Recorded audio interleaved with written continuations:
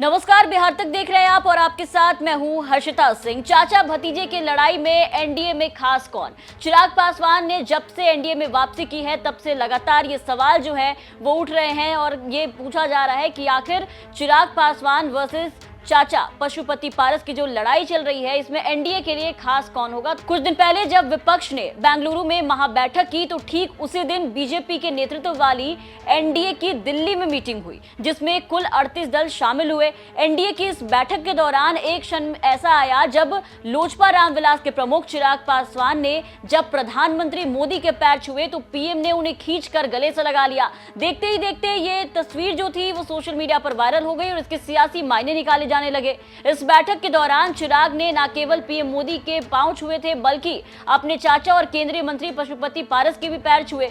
पारस ने भी भतीजे को उसी तरीके से गले लगाया और उन्हें आशीर्वाद दिया। इसके बाद चिराग ने कहा कि वो मेरे लिए पिता जैसे हैं और पारस ने भी चिराग को अपना परिवार बताया। इस बैठक के बाद जो तस्वीर सामने आई उसे देख करके ऐसा लगा कि चिराग और चाचा पारस जल्द एक हो सकते हैं। बीजेपी ने इनकी दूरियां मिटा दी और दोनों की पार्टी का मर्जर हो सकता है, लेकिन जल्द ही ऐसी अटकलों पर विराम लग गया जब चाचा पशुपति पारस ने यह कह दिया कि पैर छूने से दिल नहीं मिलेंगे। इससे पहले चिराग ने हाजीपुर की उस लोकसभा सीट पर दावा ठोक दिया जहां से पारस सांसद है।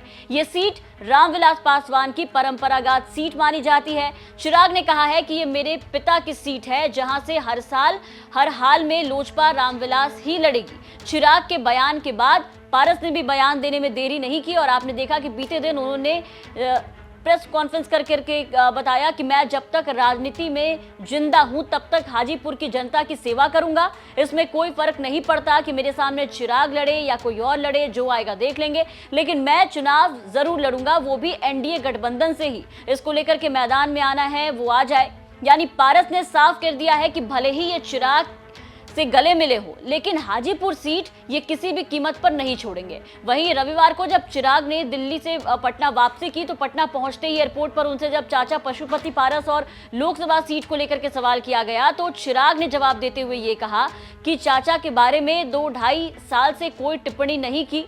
मेरे घर और परिवार से व्यक्तिगत लड़ाई नहीं है। हमें बिहारी फर्स्ट की चिंता है, ना कि इन सब चीजों की। और पटना आते के साथ ही चिराग ने चाचा पर निशाना साधा और एनडीए की छवि को धूमिल करने का आरोप लगा दिया। चिराग ने कहा कि चाचा पशुपति पारस ने भाजपा के नेतृत्व वाले गठबंधन एनडीए में एंट्री पर सवाल उठाकर एनडीए की छवि खराब कर दी है। हालांकि जमुई के सांसद चिराग ने यह जरूर कहा कि वो चाचा पारस से अपने दिवंगत पिता के संसदीय क्षेत्र हाजीपुर के बारे में बात करने के लिए तैयार हैं।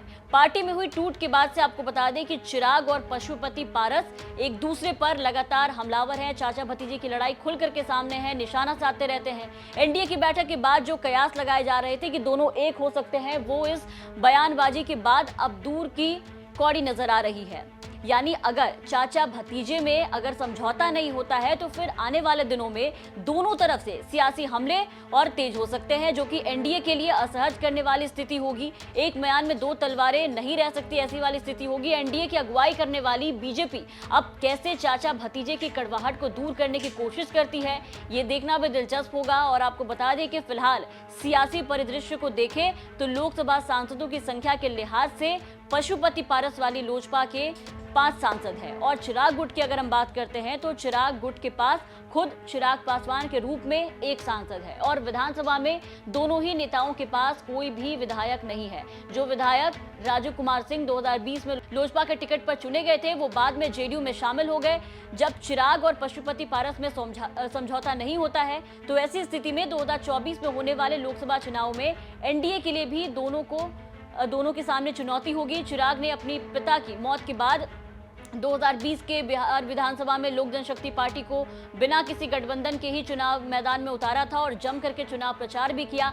हालांकि उन्हें वो सफलता नहीं मिल सकी जिसकी उन्होंने कल्पना की थी। जिस तरीके से चिराग पासवान को लग रहा था पार्टी 60% मतों के साथ एक सीट जीत सकी, जो विधायक जीता था वो भी बाद में देखिए कि जेडीयू में शामिल हो गए। वहीं पार्टी में टूट होने के बाद दोनों ही नेता यानी चिराग पासवान और पशुपति पारस ने कोई भी चुनाव या उपचुनाव अकेले नहीं लड़ा, क्योंकि चिराग ने उपचुनाव में निर्दलीय तौर पर उम्मीदवार जरूर उतारे लेकिन जीत जो है वो बहुत दूर रही। तो अभी तक दोनों पक्षों में किसी ने भी अपने बूते पर चुनाव नहीं लड़ा है। तो ऐसे में राजनीतिक ताकत को आंकना मुश्किल है।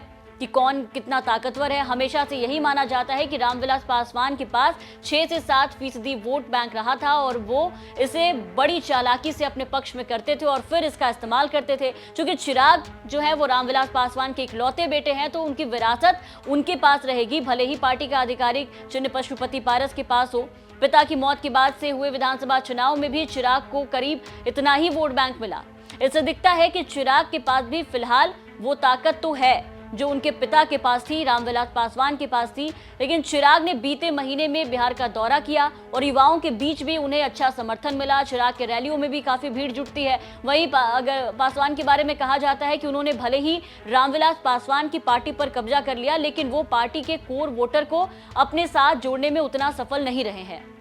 बाकी लोगों की अगर हम माने तो चिराग युवा चेहरे हैं और वोटरों के साथ उनका जो कनेक्शन है वो काफी अच्छा है। दूसरी बात ये भी है कि वो रामविलास पासवान के बेटे हैं।